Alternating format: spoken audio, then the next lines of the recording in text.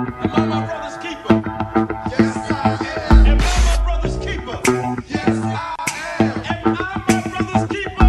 Yes, I am. Nino Brown Boxing, I'm back in the building. Shout out to the LDBC. Don't forget to hit that like button and subscribe. So my boy Erickson the Hammer Lubin is on his way back to the ring April 28th. It's on the FS1 card.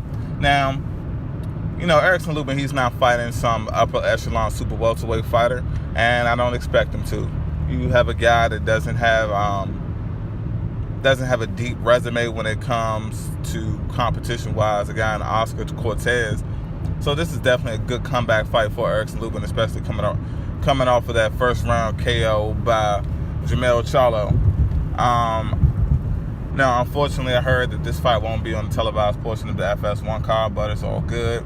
I made a video a while back talking about the comeback of Erickson Lubin and who should he face. I believe this is a good opponent, and it will set him on the track. But since Lubin hasn't fought this year, I feel like he should fight up to 4 times this year. It's currently April. He can knock out this April fight. He should be fighting again in June. He should fight a similar opponent in June. Then try to squeeze in 2 more fights. I believe Nathaniel Gallimore, the guy that J-Rock just beat. I think towards the end of the year, depending on let's say who his third fight is or who his second fight is. Like for me, it's just all wishful thinking. I want him to fight 4 times this year. So he beats his next opponent in Oscar Cortez, and then he takes on a similar opponent, but someone that's fought, you know, better competition, that's a little more proven. Then depending on how Erickson Lubin looks in that fight, I think calling out Nathaniel Gallimore will be great. It will put him in a position to start climbing that ladder. It'll put him in a position to start climbing that super welterweight ladder again. I don't know what's wrong with me, guys. I can't talk today. But now, when it comes to all of those bounce back fights, Lubin gets in a position where he's looking like his old self. He's feeling confident. You know, he feel like he has his legs under him, his rhythm is back, and he's ready to go. He's ready to go attack one of these lines again. I feel like the most important fight for Lubin will be that one defining fight that's gonna set him over the top. And what I mean by that is set him over the top from coming back off of this first round KO loss to catapulting him into a possible championship caliber fight, whether it's him actually fighting the champion or him fighting in some type of eliminator. Now, there's definitely a number of guys out there. Like I said, Nathaniel Gallimore is one.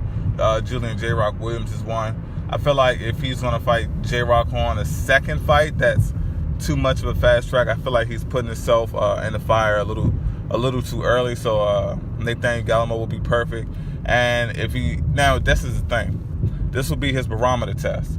If Erickson Lubin can dismantle Nathaniel Gallimore, let's say if it's his second fight back or his third fight back, the fight after that, if he destroys Gallimore, should definitely be J-Rock.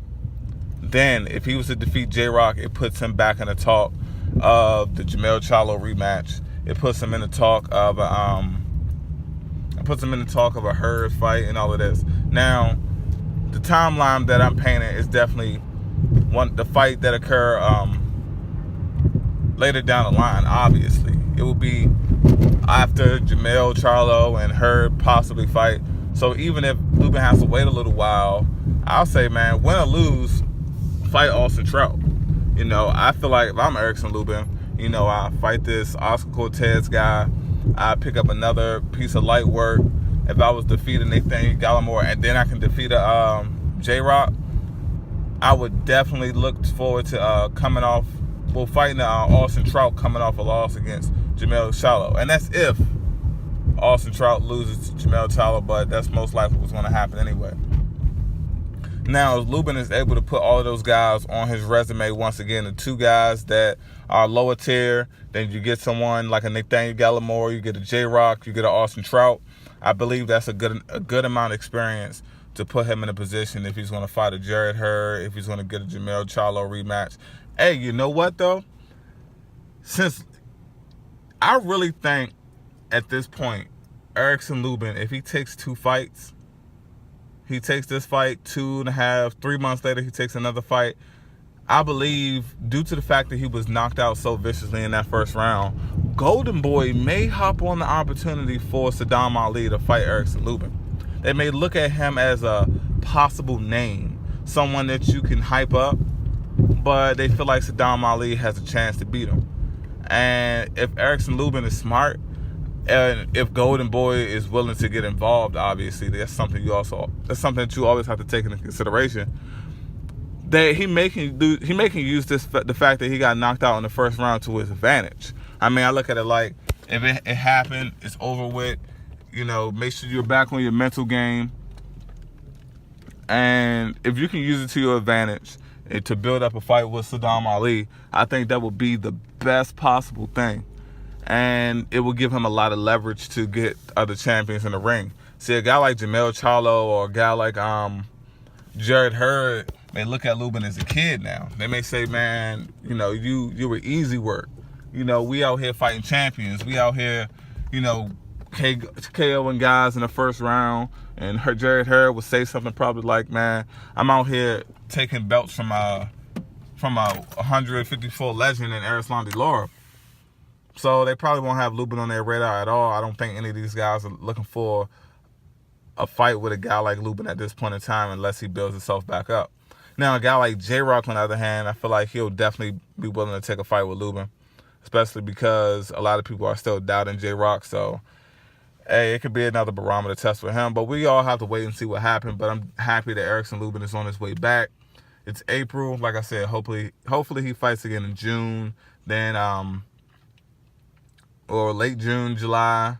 And then he can squeeze like an 8-rounder in August or early September. Whatever the case may be, whatever he needs to do to work his way back, to stay as active as possible and get back in there with a championship opponent as soon as he's ready. This is Nino Brown Boxing. Shout out to the LDBC. Don't forget to hit that like button and subscribe. Peace.